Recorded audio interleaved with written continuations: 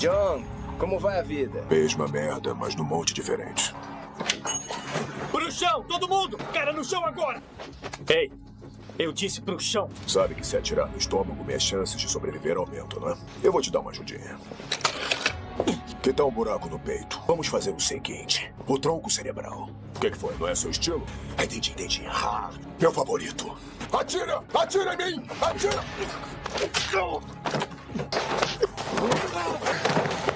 Ou você atira em mim ou para de me fazer perder tempo.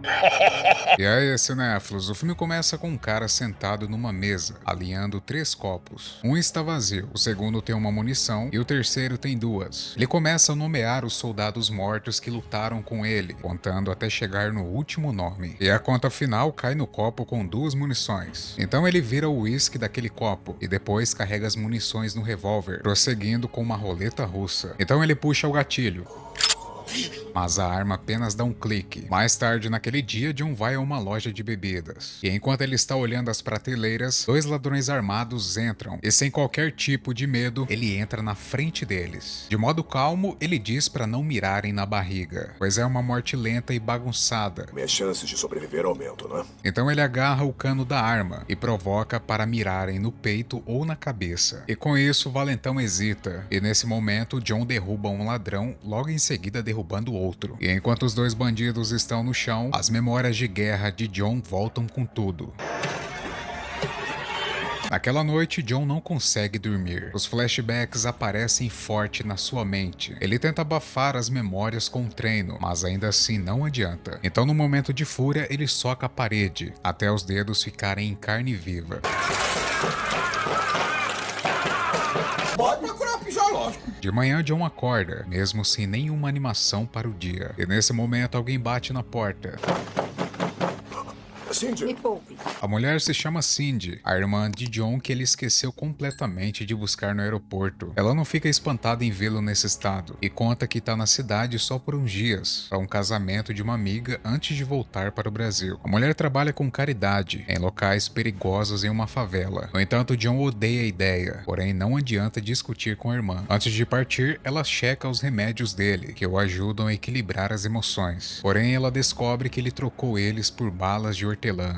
Olha só, minha receita já expirou. Eu não gosto de tomar aquelas coisas mesmo. Deixa a minha cabeça toda chapada. Por um tempo, tudo parece normal, até que em outro lado, no Brasil, 2 policiais chamados Catarina e Paulo encontram Cindy quase morta numa praia. O ataque brutal vira notícia, chega na embaixada dos Estados Unidos e por fim em John. E ele não perde um segundo e vai direto para o Rio de Janeiro. Qual hospital? Tô indo.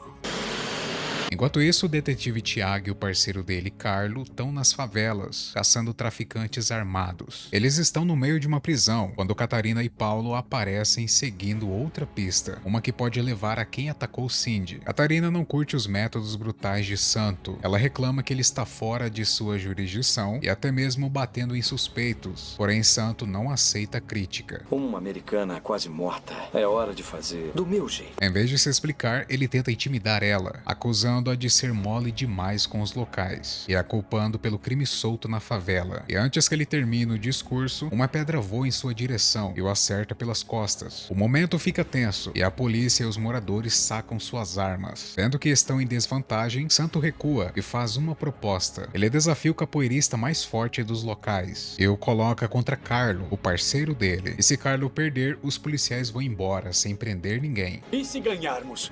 Devolvemos todas as suas coisas e todos poderão ir. A luta começa e o policial desvia dos chutes com extrema habilidade. Isso é tudo que você tem? Depois da luta, Santo ri, gritando que ele e os homens dele voltam quando quiser. Enquanto os agentes saem, os moradores encaram eles com puro ódio. Do outro lado, John chega ao Brasil, onde é recebido pelo embaixador dos Estados Unidos, Manny Ridley, um veterano e velho amigo. Belo terno. Vejo que parou de malhar. Eles vão pro hospital, onde John vê Cindy em coma, e ver ela naquele estado puxa de volta pro passado, e as memórias de guerra o atacam, com pilhas de corpos, areia manchada e o silêncio ensurdecedor depois dos tiros. Antes que ele consiga processar, Santo entra, e Manny o apresenta como o detetive principal do caso. Ele pede para John ficar calmo e deixar a polícia resolver a situação. E Santo diz a John que as favelas não são um lugar para turismo. No caminho para o local do crime, os dois trocam visões sombrias do mundo, e Santo fala como as crianças ali crescem para serem a próxima geração de criminosos. E os dois concordam que o mundo é um lugar cruel e sem perdão. Chegando às favelas, John encontra Catarina, mas quando ela começa a explicar a situação, um barulho alto ecoa no ar, e o instinto do homem entra em ação, e ele rapidamente coloca a mão no coldre de Catarina.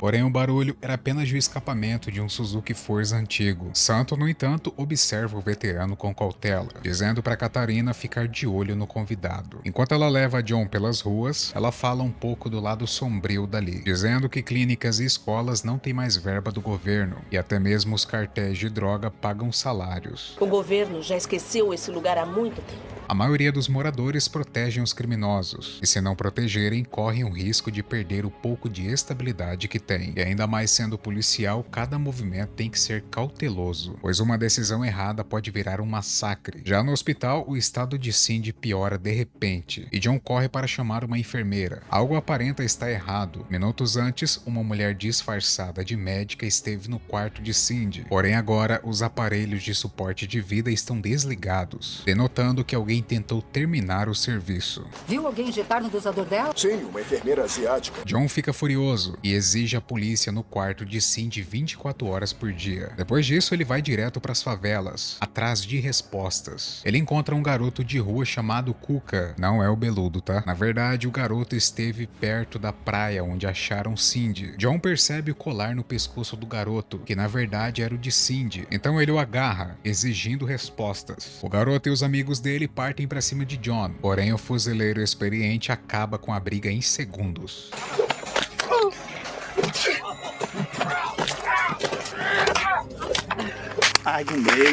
Cuca puxa uma faca, mas John o desarma com facilidade, virando a lâmina para ele. Eles tentam trocar uma ideia, mas a barreira linguística impede eles de se entenderem. E bem na hora, Catarina chega e acalma a situação. A policial explica que Cindy trabalhou junto com a família de Cuca, e a irmã dele, Maria, também foi vítima. A mulher sumiu sem deixar rastro, e o colar não foi roubado, apenas um presente. E percebendo o erro, John o deixa, e Cuca entrega o caderno de Cindy. As páginas estavam rasgadas quando encontrei. Porém, o homem percebe algo estranho. Várias páginas foram arrancadas. E folheando o caderno, John acha um contato, um fotógrafo com quem Cindy trabalhou recentemente. Ele liga para o homem e marca um encontro. O fotógrafo revela que Cindy contratou ele para um projeto documentando a vida dura das crianças nas favelas. Porém, por trás disso tinha mais coisas. Ele estava investigando o sumiço de meninas que trabalhavam nas ruas à noite. E o fotógrafo acha que essa investigação colocou ela em perigo. Cindy também pediu para ele fotografar secretamente o encontro dela com um informante, dizendo que ela levou todas as fotos. John agradece, dá um abraço e pega um pendrive do bolso dele. E quando o fotógrafo vai para o carro, algo inesperado acontece.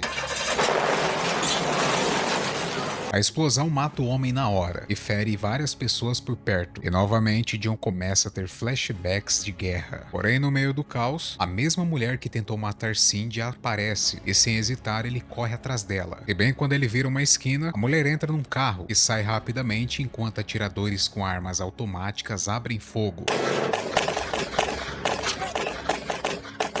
John desvia das balas por pouco, abaixando para se esconder, e perto dali um segurança tá morto no chão, então ele pega sua arma e revida, derrubando alguns dos atacantes, enquanto outros fogem. Mais tarde no escritório de Ridley, John conta sobre a emboscada. O fuzileiro menciona as tatuagens estranhas nos braços deles, suspeitando que eram do submundo japonês. Ele diz também que a mulher que perseguiu também tinha uma aparência claramente oriental. Yakuza? Sim, mas aqui... Enquanto isso, eles plugam um pendrive do fotógrafo, que mostra Cindy ao lado de um homem do lado de fora de uma boate. Ridley reconhece o lugar na hora e leva John até lá. Dentro da boate, John fica na dele, enquanto segue o cara da foto. Então ele o segue até o banheiro e não perde tempo. John o imobiliza e arranca os documentos da mão dele. O homem dá o endereço de um cliente importante que pode estar ligado ao ataque a Cindy. Mas se eu descobrir que mentiu pra mim, volto pra terminar sua aula de natação. No dia seguinte, John e Ridley vão para o novo endereço, uma vila chique, onde ricos e poderosos vivem. Do outro lado da cidade, Santo e a unidade dele se preparam para o ataque contra os traficantes nas favelas. O detetive declara não ter piedade e manda o time eliminar todo mundo no caminho. Mas antes da operação, ele se ajoelha e começa a orar. Momentos depois, o time dele invade a área.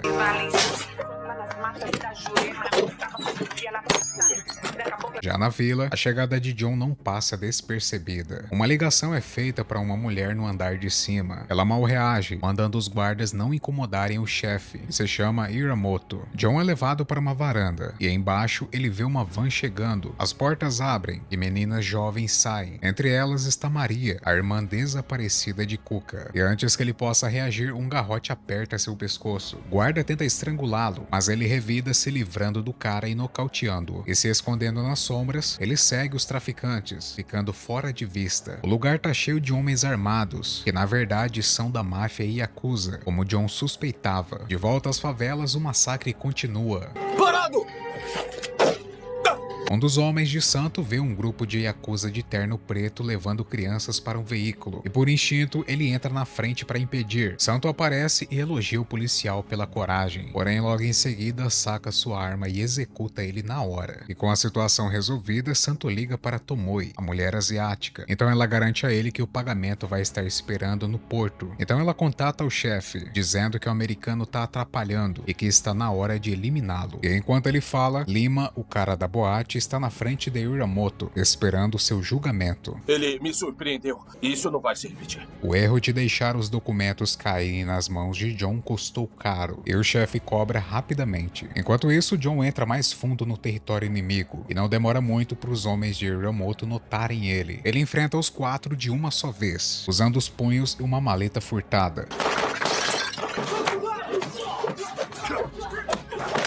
Mas antes que ele termine, Santo e Carlo aparecem, exigindo a maleta. Os tiros alertam Catarina e o parceiro dela, que chegam bem na hora de atrapalhar o plano de Santo. E forçado a manter as aparências, o detetive corrupto vai na onda. E então John os leva até o quarto onde as meninas sequestradas estavam. Porém o local já está vazio, as vítimas já foram levadas. E frustrado, mas sem desistir, John entrega a maleta, sabendo que os documentos dentro ligam a Yakuza ao tráfico humano. O detetive insiste em levar as provas para a custódia, e quando John vira para sair que ele percebe, ele nunca mencionou o nome de Lima, então isso significa que Santo já sabia. John diz para Catarina checar Cindy no hospital, enquanto ele segue o detetive, e escondido no carro de Santo, ele vê o cara dirigindo para o porto. Enquanto isso, Catarina chega bem na hora, segundos antes da assassina contratada terminar o serviço, e então a derruba sem hesitar.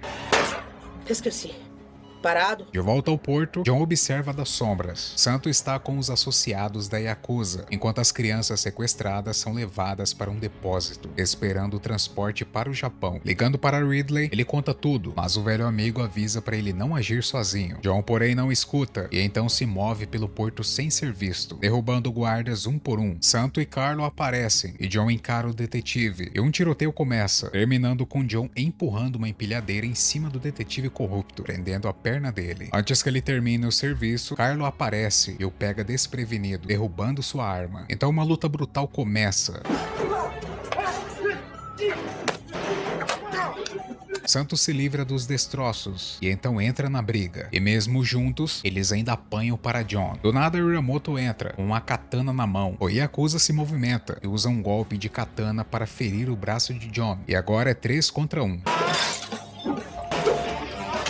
Santo avança com uma faca, mas num contra-ataque rápido, John vira a lâmina contra ele, enfiando ela no pé de Carlo. E após isso, John nocauteia Santo com um soco, batendo em seu peito, arrancando a corrente e afundando ela no peito dele. Hiramoto sobra, então John pega 2 canos de aço, usando eles para bloquear e desviar os cortes da espada. Então ele gira e contra-ataca, travando a lâmina no lugar do pescoço do chefe. E quando parece que ele está em vantagem, uma lâmina escondida na espada de Hiramoto sai do cabo cabo, acertando a barriga de John. E movido por puro ódio, John usa todas as suas forças, derrubando Hiramoto. Perto do local, o detetive, sangrando até a morte, joga uma chave para John. Ela abre um armário com registros de todos os oficiais corruptos ligados à operação. Entre eles está policiais, juízes e até figuras do governo. E Santos, sabendo que o tempo dele acabou, murmura dizendo que fez coisas terríveis. Porém, Cindy não foi uma delas. Que seja feita a vontade de Deus. Deus não tem nada a ver com isso. Você fez as suas escolhas. Enquanto ele dá o último suspiro, Hiramoto tenta o último movimento, e John não hesita e descarrega as pistolas em seu peito. E antes de sair andando, John deixa uma arma ao lado do corpo de Santo. Depois disso, Ridley e as autoridades chegam, e John pessoalmente liberta as crianças sequestradas. Cindy, sua irmã, sobrevive, mas o estrago é grande. Ela vai precisar de muito tratamento médico. Ridley, por outro lado, oferece pagar os custos com uma condição. John terá que trabalhar para ele como agente secreto, e Ridley já sabe a resposta. Antes mesmo de aceitar, John ganha uma nova identidade, o velho codinome dele de fuzileiro, chamado Falcon. Finalizando aqui o filme de 2014 chamado Vingança Fatal. Se você odeia assistir 2 horas de filme ou série para no final se decepcionar, bem-vindo a Resumo de Tela, onde eu faço isso para você. Com humor e memes eu resumo para você filmes e séries usando a minha voz. Aí, aqui não tem esse negócio de inteligência artificial não, tá? Tá? E eu só te peço o like e a inscrição, porque assim você me ajuda a pagar o leite com café que eu uso pra molhar a garganta. Se esse é o tipo de conteúdo que você gosta, ative o sininho e não perca o resumo dos melhores ou piores filmes e séries que eu posto por aqui.